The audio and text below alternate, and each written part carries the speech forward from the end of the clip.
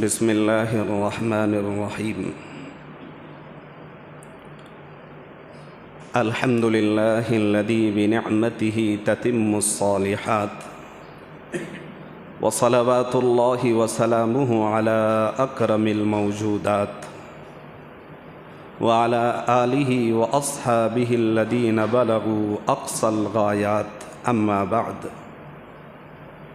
فإن الله تبارك وتعالى يقول في كتابه أعوذ بالله من الشيطان الرجيم بسم الله الرحمن الرحيم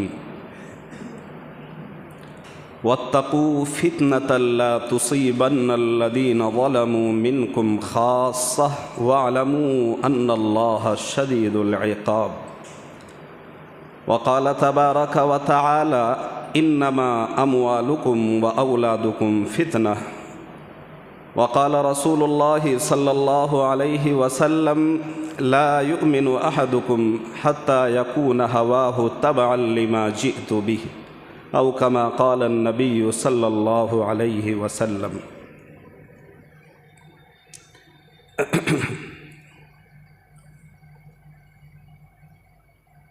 خطبے میں قرآن مقدس کی دو آیت پڑھی ہے اور سرکار دو عالم تاجدار مدینہ احمد مجتبی محمد مصطفیٰ صلی اللہ علیہ وسلم کی حدیث مبارکہ پیش کی ہے۔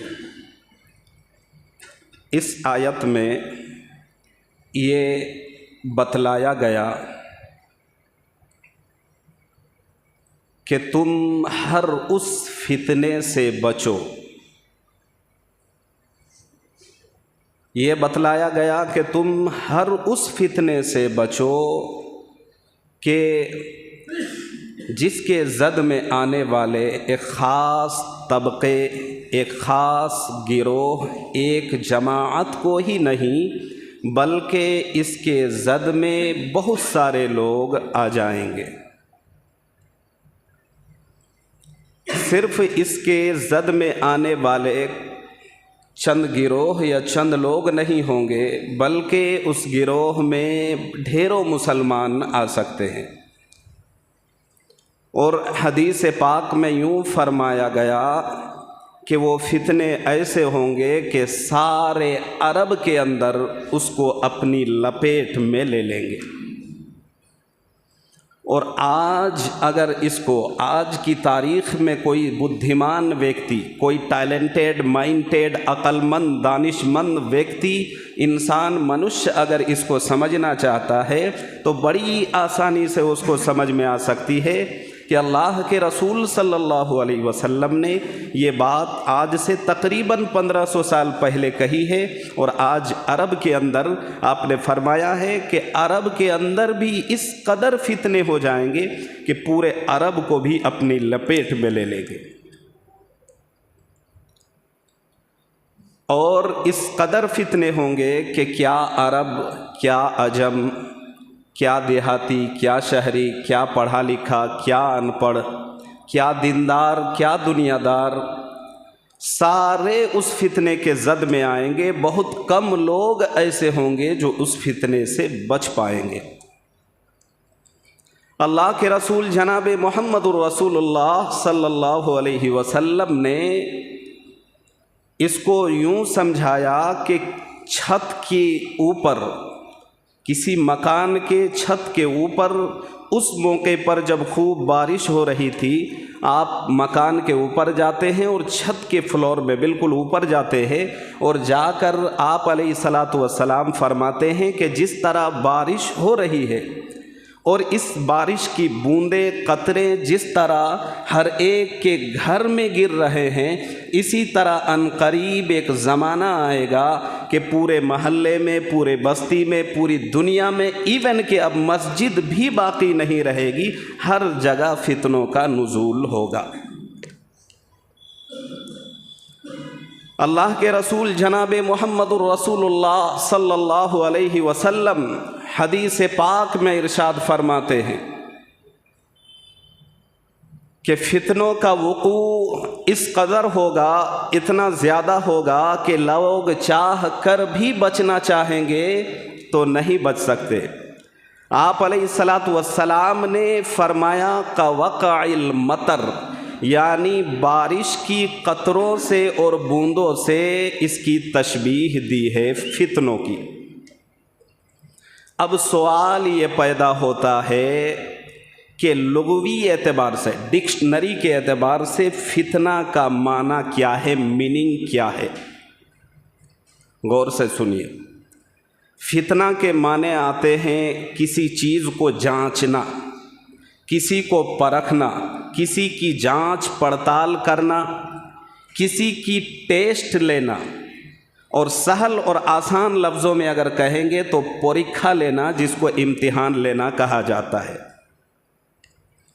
کیا مطلب ہے؟ ڈکشنری میں لکھا ہوا ہے کہ سونا کو، سونا جس کو عربی میں ذہب کہا جاتا ہے، سونا کو آگ میں جب سونار تپایا جاتا ہے، اس کو ہٹ اور گرم کیا جاتا ہے، اس لیے گرم کیا جاتا ہے تاکہ اس سے کھرا اور کھوٹا کا معلوم ہو جائے، پتہ چل جائے۔ تو فتنے کے یہ معنی ہے۔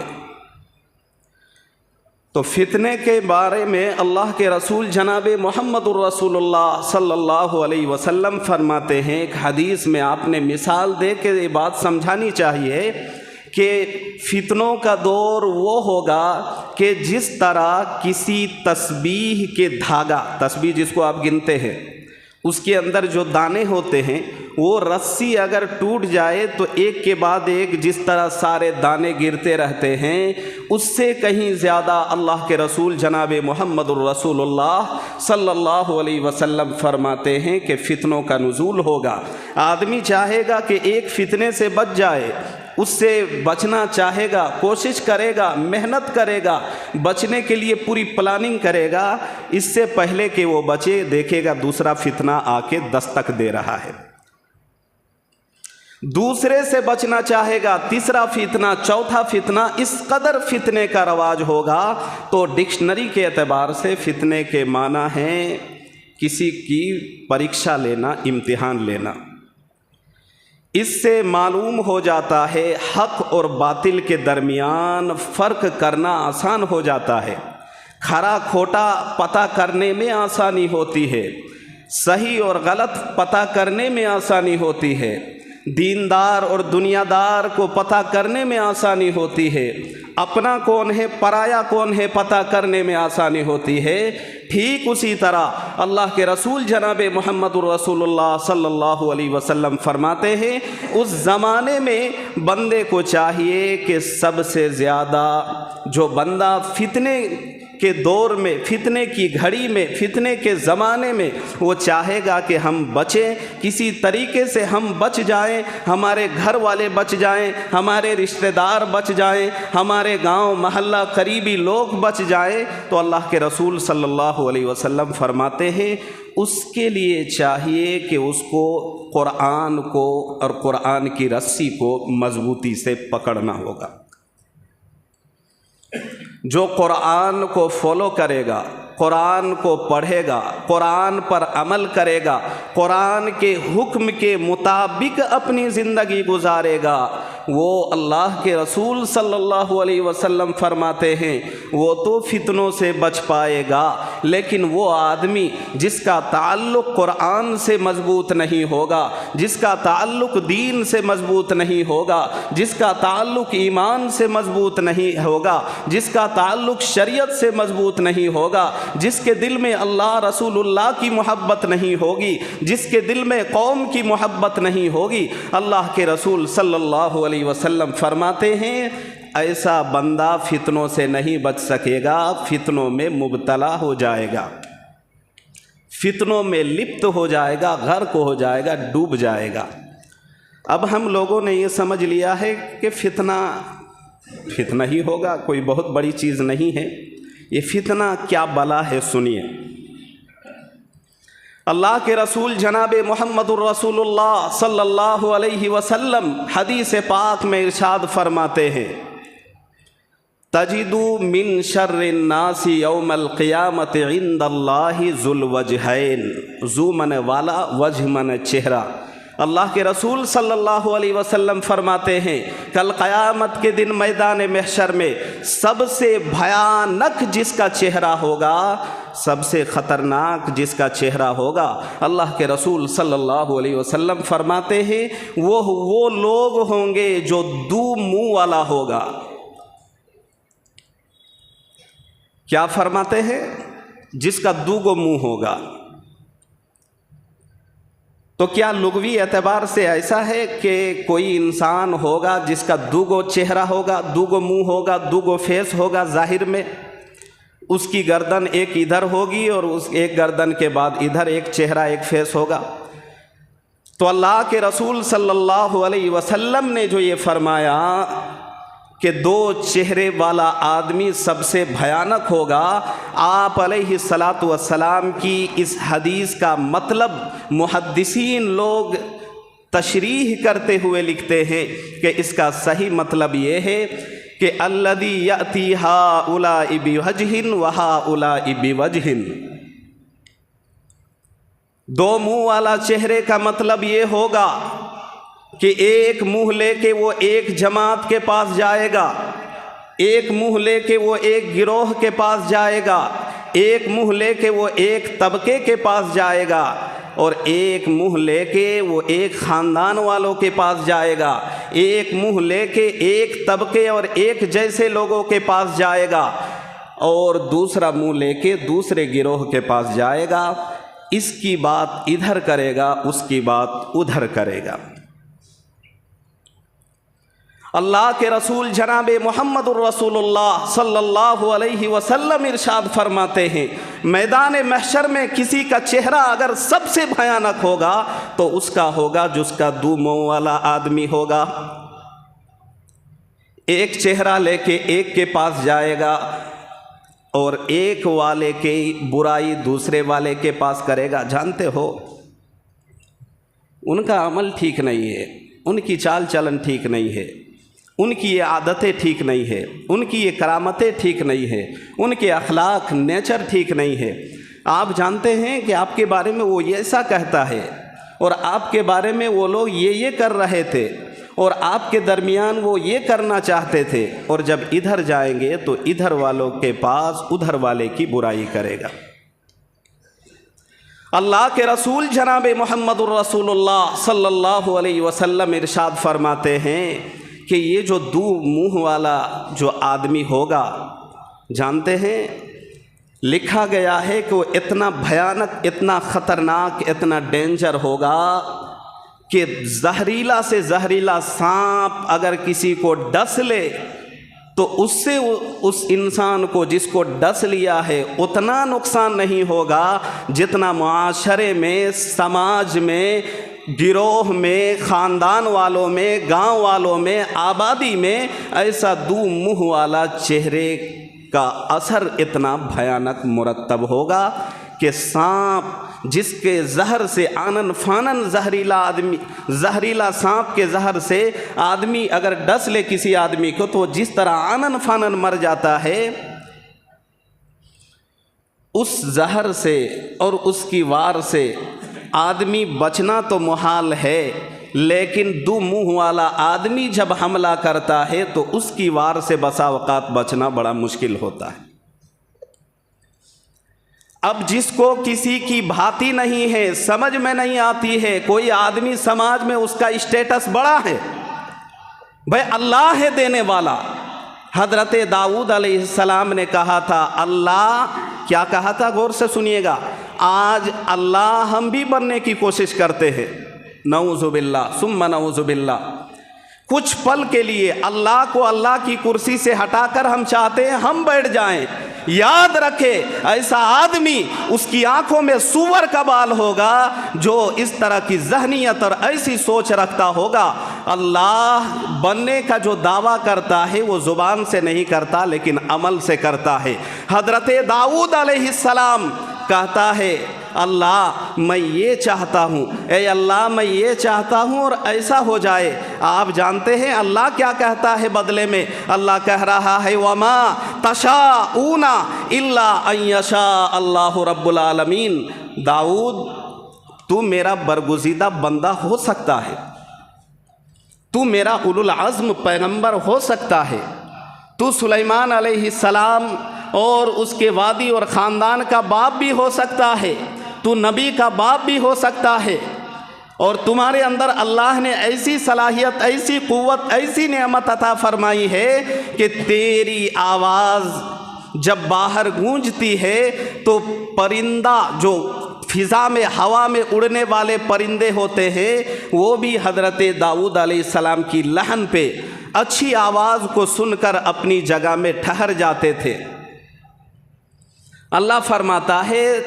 کہ تو کچھ بھی سوچے، تمہاری سوچ جو بھی ہو، اللہ فرما رہا ہے وما تشاءون الا ان یشاء اللہ رب العالمین۔ اللہ تبارک و تعالیٰ فرماتا ہے داؤد تو کچھ بھی سوچ لے، تو ایک برگزیدہ بندہ ہو سکتا ہے، اولو العزم پیغمبر ہو سکتا ہے، تو رسول ہو سکتا ہے، تو نبی ہو سکتا ہے، نبی کا باپ ہو سکتا ہے، سماج میں تیری ایک بڑی رتبہ، حیثیت اور اللہ کے یہاں ایک بڑا مقام ہو سکتا ہے۔ اللہ فرما رہا ہے ہوتا وہی ہے جو میں چاہتا ہوں۔ دنیا والے کچھ بھی چاہے، دنیا والے کچھ بھی سوچے، دنیا والے کوئی بھی چال چلے، دنیا والے کوئی بھی مکاری کرے، دنیا والے کوئی بھی فتنہ بازی کرے، فتنہ بازی دھری کی دھری رہ جائے گی، ہوگا وہی جو میرا رب چاہے گا، میرا اللہ چاہے گا۔ آپ قرآن تو پڑھتے ہوں گے، قرآن پڑھیے۔ پارہ کا نام ہے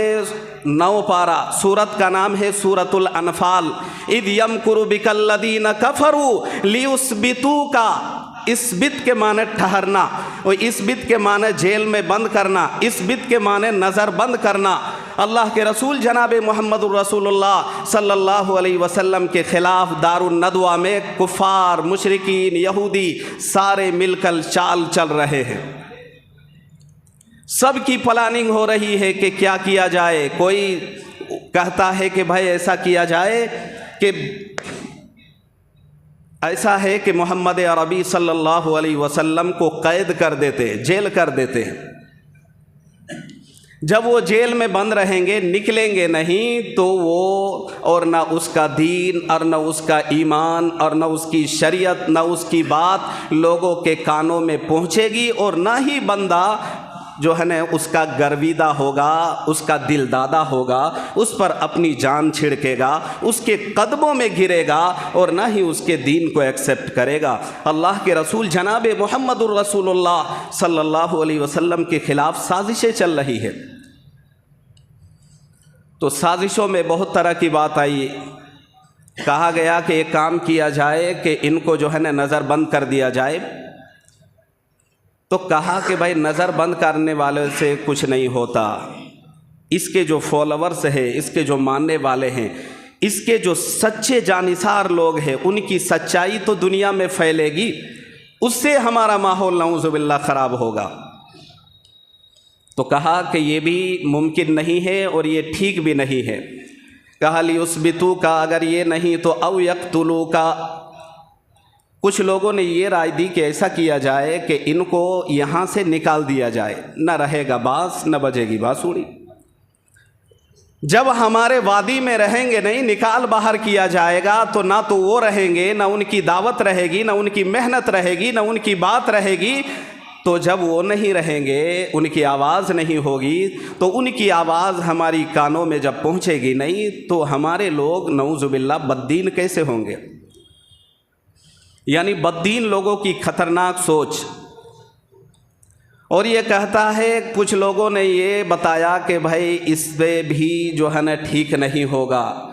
وہ کب تک باہر رکھیں گے؟ ہو سکتا ہے ماننے والوں کی کوانٹیٹی جب بڑھ جائے گی تو اچانک سے اگر آ کر وہ ہم پر حملہ کر دیں گے، تو پھر تو بھی ہمارا جو ہے نا کچھ بھی نہیں ہوگا۔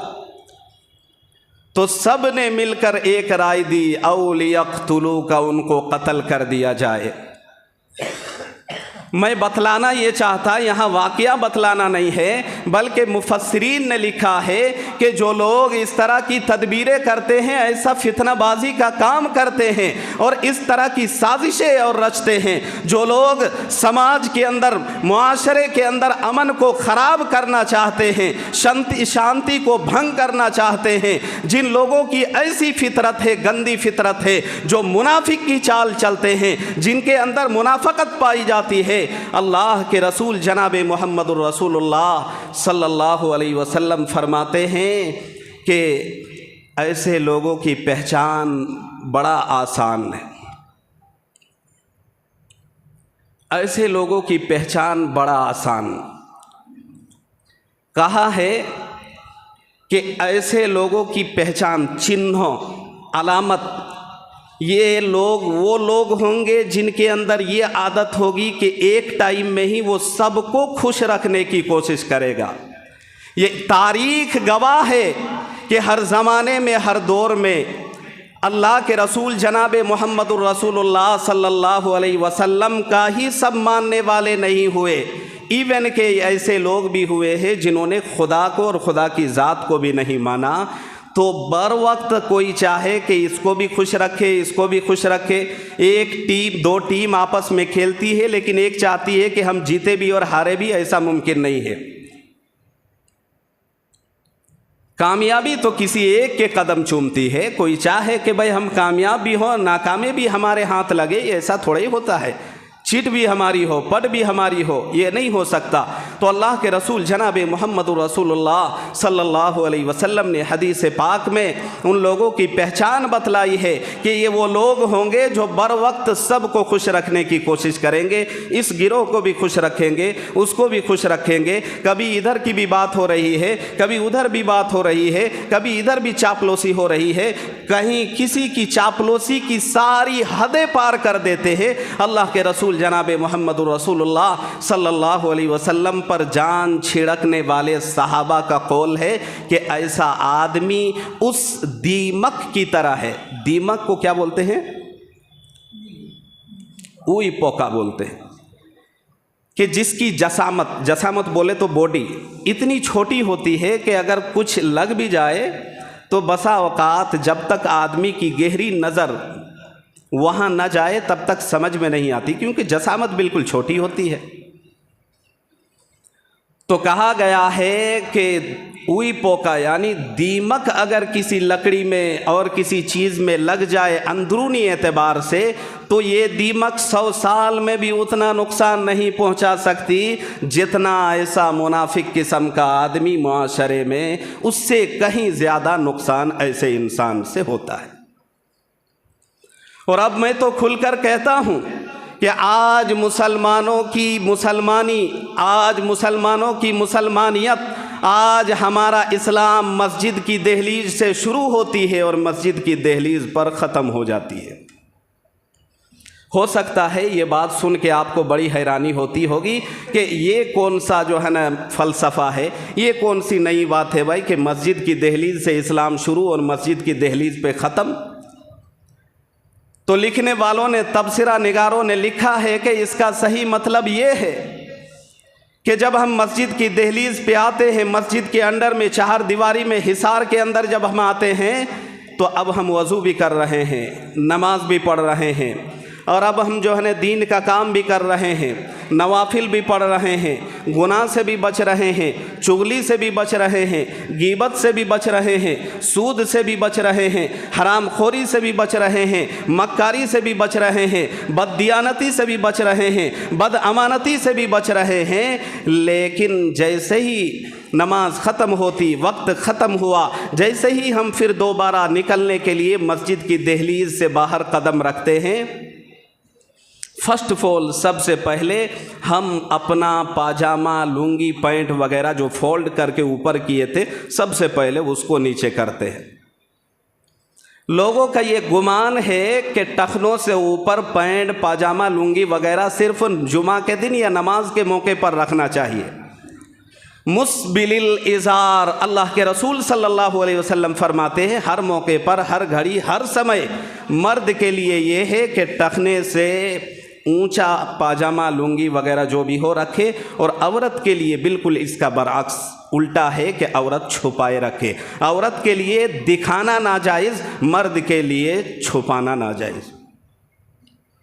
سب سے پہلے پاجامہ لنگی وغیرہ جو فولڈ کیے تھے اس کو نیچے کرتے ہیں، پھر ٹوپی فولڈ کر کے جیب میں بھرتے ہیں، موبائل نکالتے ہیں، اس میں گندی تصویریں دیکھ رہے ہیں، گندی فحش فلمیں دیکھ رہے ہیں، اب بد نظری بھی کر رہے ہیں، اب چغلیاں بھی شروع ہو گئی ہے، اب رشوت کی باتیں بھی چل رہی ہے، اب رشوت کے معاملات بھی ہو رہے ہیں، اب دینداری کی دھجیاں بھی اڑائی جا رہی ہے، اب سنتوں کا جنازہ بھی نکالا جا رہا ہے، اب ایک دوسرے کی تانا کھینچی کرنے میں پیچھے نہیں ہٹتے ہیں۔ تو سمجھنا چاہیے کہ جو کام، جو عمل مسجد کے اندر گناہ تھا وہ مسجد کے باہر بھی گناہ ہے۔ ہم نے مسجد کے اندر جب آیا تو ان گناہوں سے بچنے کا اہتمام تو کیا، لیکن جیسے ہی ہم مسجد کی دہلیز سے باہر قدم رکھتے ہیں ان گناہوں سے ایسا لگتے ہیں کہ بالکل آزاد ہو گئے ہیں۔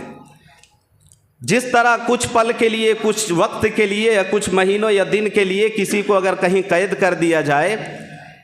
اور نکلنے نہ دیا جائے، اور 1 مہینے کے بعد اگر اس کو نکلنے کی اجازت ملے، پرمیشن ملے، تو بتائیے کتنی بے دردی سے وہ نکلتا ہے اور یہ سمجھتا ہے کہ اب جو ہے نا یہ ہمارا حق ہے۔ ٹھیک اسی طرح بندہ مسجد کی چہار دیواری میں آئے گا تو گناہ سے بچنے کا اہتمام، جیسے ہی مسجد کی چہار دیواری سے باہر جاتا ہے بندہ گناہ کو اپنا حق سمجھنے لگتا ہے۔ اور بڑی افسوس کی بات ہے، تبصرہ نگاروں نے، لکھنے والوں نے بڑی باریک لفظوں میں سونے کی پانی سے لکھے جانے والی ایک بات لکھی ہے۔ کیا لکھی ہے کہ آج تقریباً 90% جو گناہ ہیں، جو فتنہ ہیں، وہ جنم لے رہے ہیں مسجد سے۔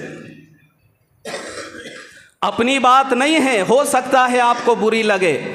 قرآن اور حدیث اور دین کی بات بتانے میں معذرت چاہتا ہوں۔ اگر کوئی چور ہے اور قرآن کے مطابق، حدیث کے مطابق چور کی بات ہو رہی ہے، تقریر ہو رہی ہے، تو یہ نئی بات نہیں ہے، چوروں کو یہ بات چبھے گی، بری لگے گی ہی۔ اگر زنا خوری کی بات ہو رہی ہے، چغل خوری کی بات ہو رہی ہے، اس کے اندر یہ فطرت ہے تو اس کو یہ باتیں لگے گی۔ قرآن اور حدیث کے مطابق یہ بات صاف صاف لکھی ہے کہ زیادہ تر تبصرہ نگاروں نے لکھا ہے کہ زیادہ تر فتنے اب مسجد میں رونما ہو رہے ہیں۔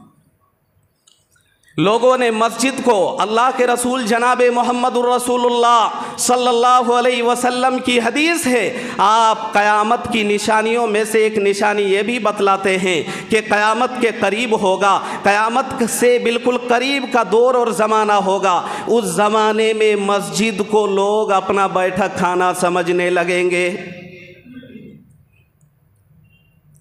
یہ تصور بھی ہوگا، اس طرح کی باتیں بھی ہوں گی۔ ہمارے اور آپ کا اور پورے کائنات کے مسلمانوں کا یہ عقیدہ ہے کہ ہماری آنکھوں سے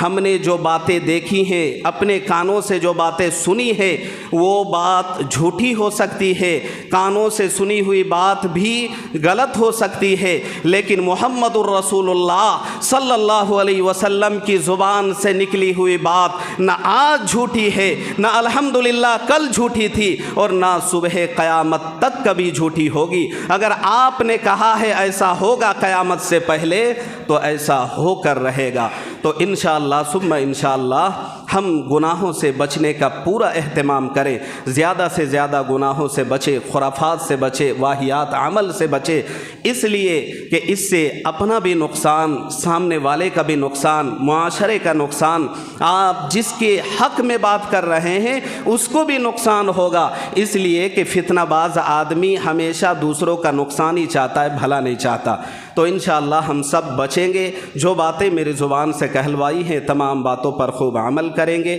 وآخر دعوانا ان الحمدللہ رب العالمین۔ سنتیں پڑھ لیں۔